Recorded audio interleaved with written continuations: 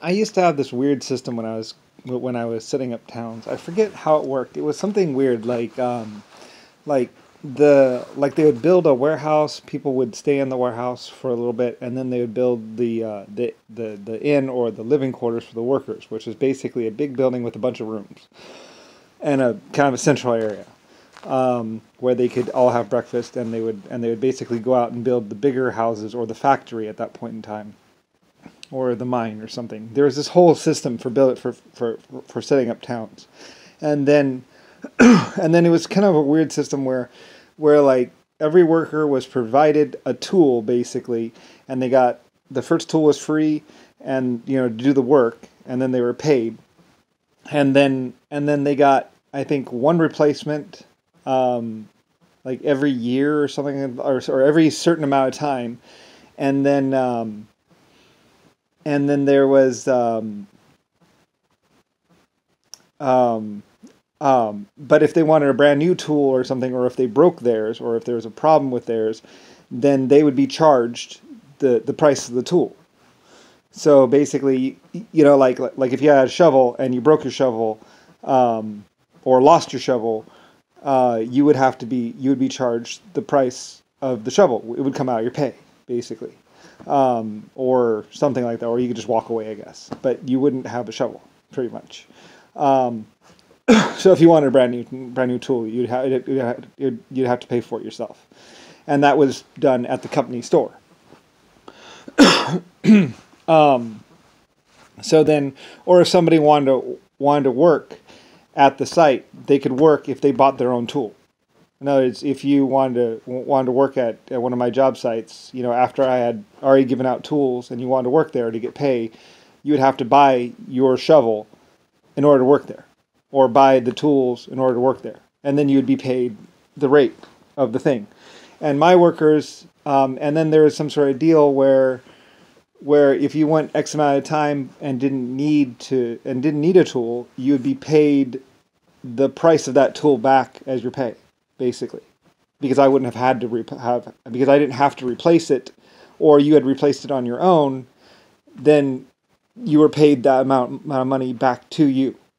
Basically, it was kind of a weird system a little bit that I was doing around the Black Hills area and some other areas where there was a company store and people were paid, but then they were refunded the price of the tool, like, assuming that they had, maybe they had taken care of their tool really well, or taken care of their shovel really well, and hadn't bent it, so their shovel had lasted a year, and shovels were only expected to last like half a year. Then they would be paid the price of that shovel, and they could either keep that or buy a new shovel. Basically, that was the whole idea behind it, pretty much, and that's kind of the way I did it, or I mandated it to be done as a fair work rule, basically. And it was basically for the pickaxes and for the shovels, because an axe handle, a pickaxe, if you use it wrong, you'll break it really fast. But if you use an axe right, then it lasts a long time, and I wouldn't have had to replace it. Plus, and then that got into the whole, well, I would provide axe handles, basically. So I wasn't out the whole cost of the metal, which was the axe, and I would provide the axe handles, which people would use. And we get into this whole axe project thing, this whole shovel project thing, where I'm trying to make the better shovel. Because I'm supplying them. Anyway, so because I was doing the company store thing, and that happened a long time ago. But because I was trying to provide tools for workers,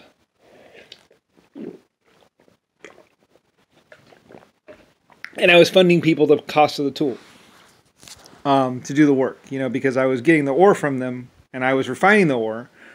So in order to get that ore, I had to provide shovels and axes, basically, or they had to buy them on their own. So I had my crew people, say 500 people, that had gotten company axes, and then they were being paid.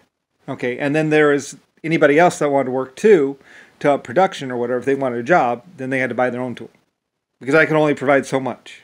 So, and then they would buy it based on the cost, which, as things got, mass production got more and more and more, most axes were made at a blacksmith. So, and anybody with a friend of a blacksmith could get one made cheaply, but for me, because I was, of course, I guess mine were cheapest of all, maybe, because, I had 5 or 6 or 8 blacksmith shops. Originally, I only had like a couple, and then I got more and more and more, and then I got forging factories. Because I was I was doing so much. So anyway, basically, so that's kind of how it went. And I did that in England and then America, I guess. Although in America, I was just kind of like already full scale, so I didn't really have to do the whole build-up thing.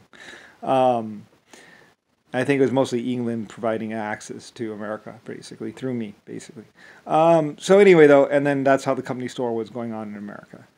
They were coming from England, being shipped, so they were fairly expensive because they had to be made in England, then shipped here and shipped to America. That's why some people could get their axes made cheaper in America if they knew a blacksmith. So because then they could go to the local and do that thing, and I was doing the big business thing.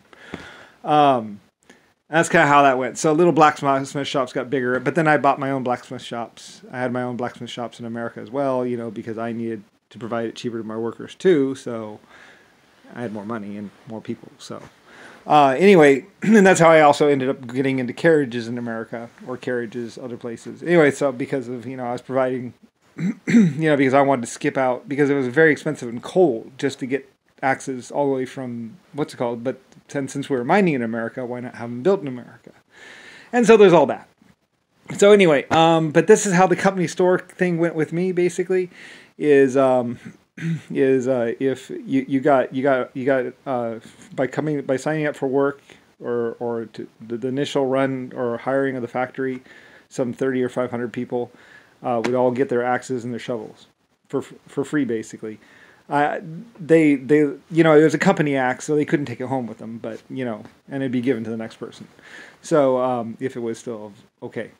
But anyway, but the point was that in a year or something, or whenever an axe would be expected, or axe handle would be expected to break, it'd be replaced or fixed. And I had my own axe fixers, basically, people that would fix the axes for the company, basically. So, and a worker could just hand in his axe and pick up another one, another one of the broken ones or whatever.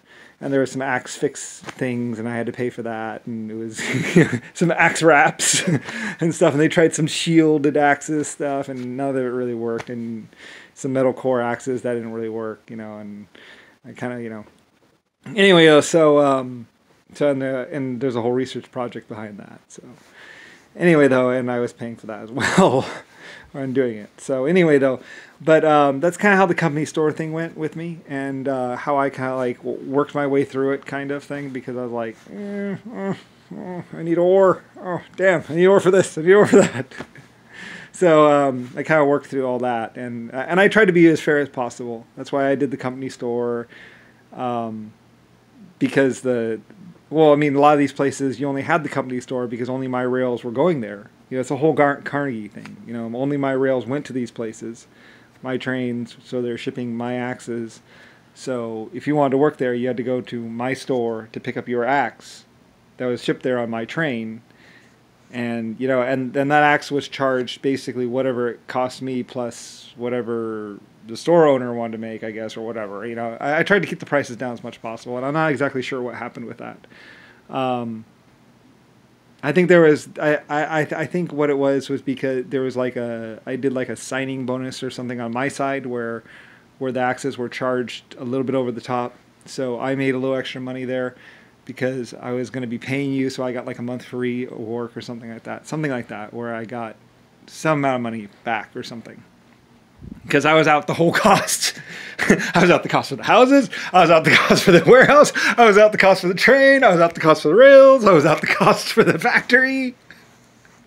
I didn't see anyone making money but me. I wasn't making any money at all. Not even a little bit. I was putting out every bit of the cost. So that's why I ended up owning towns, because I was paying for everything. And so it would be years before I saw my any profit from any of it. So I had to get a little bit back at some point. Otherwise, it was just rampant inflation. It's just basically me just printing money, and a lot of people pretending to spend money, but money would be useless. So there had to be a way that I could recoup some money. And I found the way to recoup money. So anyway, that's kind of how that went.